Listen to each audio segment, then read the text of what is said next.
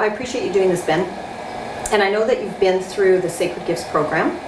And what I'm wondering is, you seem to be a real, very passionate about personal development and supporting others in that. Yeah. Where do you see the value of people understanding and knowing what their sacred gifts are in the personal development journey? In the personal development journey, in my experience, is there's a lot of direction. People are being directed into places like, oh, you must go and start a business.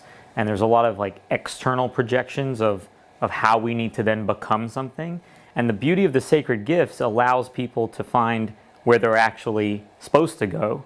And so knowing their sacred gift, they don't take on the obligation of becoming a role, like in a company or in their life or in relationship, that actually is going to suck the life out of them. They're going to develop themselves rather than develop someone that fits into someone else's box. So like the sacred gifts component for me is all about self-knowledge. And that's the foundation. It's like in a house, the foundation that everything else is built upon. So if you have a solid foundation where we know ourselves and we know how we show up and how we have value, then we can build a huge like 100-story building. However, if the foundation is weak, we try to build something on top of it and each one story keeps collapsing because there's not a solid foundation.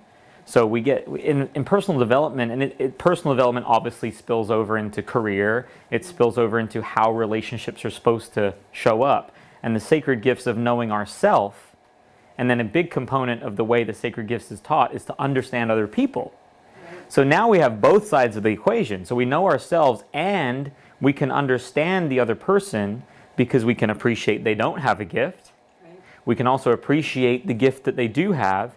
And then we know how to create this synergy in life, in relationships, in business, in communities and families. So I think it's integral to personal development.